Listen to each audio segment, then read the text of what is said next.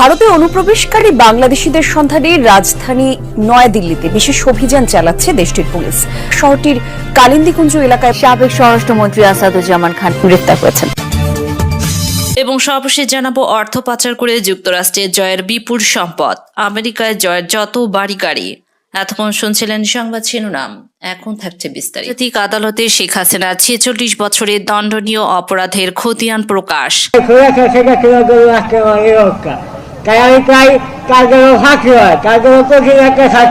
শেখ হাসিনাকে প্রকাশ্যে ফাঁসি দিতে হবে। ফাঁসি ছাড়া শেখ হাসিনার অন্য কোনো বিচার হতে পারে না। আসসালামু আলাইকুম সম্মানিত দর্শক, আজকে আপনাদেরকে দেখাবো এমন একটি গুরুত্বপূর্ণ ভিডিও যে ভিডিওটি দেখলে রীতিমতো অবাক হবেন। দর্শক, শেখ হাসিনার ফাঁসির দাবিতে আলোড়ন সৃষ্টি করে দিয়েছে জামাত সহ দেশপ্রেমিক জনতা। শেখ হাসিনাকে দেশে এনে ফাঁসি দেওয়ার অবিলম্বে এনসিপি দাবি করছে নির্বাচনের আগে তাদেরকে ফাঁসি কার্যকর করে নির্বাচন দিতে হবে, নয়তোবা নির্বাচন হতে পারবে না। আসাদুজ্জামান খান কামাল সহ অনেক দোসররা ভারতে গ্রেফতার হয়েছে। রীতিমতো অ্যাকশনের উপর অ্যাকশন চালাচ্ছে ডক্টর মোহাম্মদ ইউনূস। দর্শক, বিস্তারিত দেখতে পারবেন এই ভিডিওতে। একটি লাইক করে দেখতে থাকুন সম্পূর্ণ ভিডিওটি। হাসিনার অপরিপক্ষ হলেও শেখ মুজিবুর রহমানের মেয়ে হিসেবে 1981 সালে তিনি আওয়ামী লীগের সভাপতি হন। টানা 44 বছর ধরে পালন করেছেন এই দায়িত্ব। এর মধ্যে 5 বার প্রধানমন্ত্রী ও 2 বার বিরোধী দলের নেতা ছিলেন। তবে ছাত্র জনতার গণঅভ্যুত্থানে গত বছরের 5 আগস্ট ক্ষমতাচ্যুত হওয়ার পর পালিয়ে যান হাসিনা। এর আগেই তার নির্দেশে দেশে চলে গণহত্যা। সেই অপরাধের দায়ে গত সোমবার তাকে ফাঁসিতে ঝুলিয়ে মৃত্যুদণ্ড কার্যকরের আদেশ দিয়েছে আন্তর্জাতিক অপরাধ ট্রাইব্যুনাল। শেখ হাসিনার রাজনীতিতে সম্পৃক্ত হওয়ার বিষয়টি পর্যালোচনা করে দেখা যায় 1981 সালে ফেব্রুয়ারিতে অনুষ্ঠিত আওয়ামী লীগের জাতীয় সম্মেলনে তাকে দলের সভাপতি নির্বাচিত করা হয়। জাতীয় রাজনীতিতে উল্লেখযোগ্য কোনো অবস্থান না থাকলেও বাবা শেখ মুজিবের পরিচয়ে দলটির সভাপতি হন। তখনও তিনি ভারতের নির্বাসনে ছিলেন। তাকে শীর্ষ পদে আসীন করার ক্ষেত্রে দলের একটি অংশে তীব্র বিরোধিতাও ছিল। সভাপতি হওয়ার 3 মাসের মাথায় ওই বছরের 17 মে দেশে এসে আওয়ামী লীগের দায়িত্ব নেন 33 বছর বয়সী শেখ হাসিনা। অভিযোগ আছে, দলের দায়িত্ব নিয়ে তিনি একটি নিজস্ব বলয় তৈরি করেন, একে একে আওয়ামী লীগের ত্যাগী নেতাদের কোণঠাসা করেন। 1966 সালে ইডেন কলেজ ছাত্র সংগঠন নির্বাচনের সময় রাজনৈতিক অভিজ্ঞতা না থাকায় হাসিনাকে ভিপি পদে মনোনয়ন দেওয়ার বিরুদ্ধে ছিলেন ছাত্রলীগের বর্তমানে সন্ত্রাসী সংগঠন হিসেবে নিষিদ্ধ তৎকালীন কেন্দ্রীয় সাধারণ সম্পাদক আব্দুর রাজ্জাক। পরে শেখ মুজিবের প্রভাব খাটিয়ে মনোনয়ন দিতে বাধ্য করা হয়। হাসিনা এই ক্ষোভ পুষে রাখেন বলে দলের মধ্যে আলোচনা আছে। আব্দুর রাজ্জাকের মতো আব্দুল জলিলকেও শেষ জীবনের অসম্মানিত হয়ে চলে যেতে হয়েছে।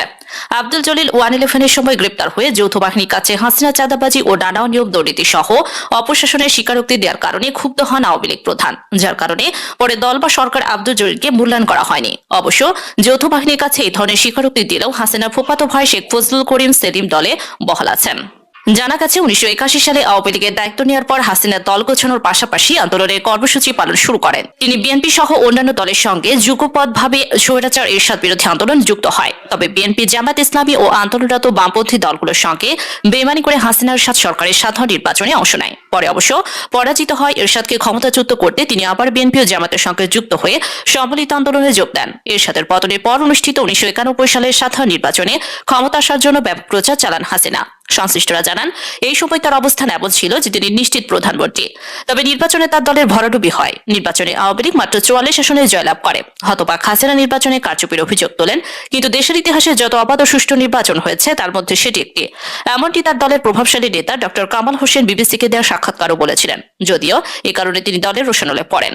নির্বাচনে কারচুপির অভিযোগ আনলেও হাসিনা সহ আওয়ামী লীগের এমপিরা শপথ নেন। দলটির সভাপতি বিরোধী দলীয় নেতা দায়িত্ব পালন করেন। তবে একের পর এক সংসদ বর্জন করে বিএনপি সরকারকে দেশ পরিচালনায় নানাভাবে অসহযোগিতা করেন তিনি। 1996 সালের জুনে নির্বাচনে জয়ী হয়ে 21 বছর পর আওয়ামী লীগ ক্ষমতায় ফিরে প্রধানমন্ত্রী হন হাসিনা। তবে দুর্নীতি, অপশাসন ও ভারতপন্থী মনোভাবের কারণে সমালোচনার মুখে পড়ে। এ সময় 1 টাকা টোকেন মূল্যে গণভবন বরাদ্দ নিয়ে ব্যাপক সমালোচনার মুখে পড়েন এবং তিনি নির্বাচনের আগে ওই বাড়ি ত্যাগ করতে বাধ্য হন।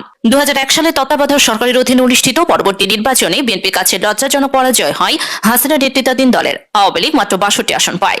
নির্বাচনে ফলাফল প্রত্যাখ্যান করে ব্যাপক জালিয়াতির অভিযোগ করেন এবং প্রাথমিকভাবে শপথ গ্রহণ করতে অস্বীকৃতি জানান হাসিনা। এমনকি তারই নিযুক্ত রাষ্ট্রপতি শাহাবুদ্দিন আহমেদকে অত্যন্ত বাজেভাবে অপমান করতে থাকেন। হাসিনা ও তার আইন প্রণেতারা সংসদে যোগ দিতে অস্বীকৃতি জানান। তবে সংবিধান অনুযায়ী 90টি বৈঠকে টানা অনুপস্থিত থাকলে সংসদীয় সদস্য পদ স্বয়ংক্রিয়ভাবে বাতিল হয়ে যাওয়ার বিধান থাকায় হাসিনার সংসদে ফেরেন।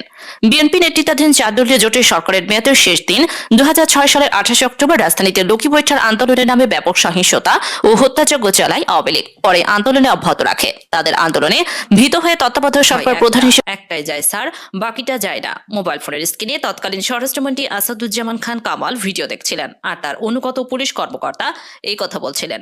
24শে জুলাই গণঅভ্যুত্থান দমনে প্রাণঘাতী অস্ত্র ব্যবহারের নির্দেশদাতা এই আসাদুজ্জামান খান কামাল একসময় কাউরান বাজার ও তেজগাঁ এলাকার মাস্তান হিসেবে পরিচিত ছিলেন। আওয়ামী লীগের এমপি হয়ে আরো দুর্ধর্ষ হয়ে ওঠেন তিনি।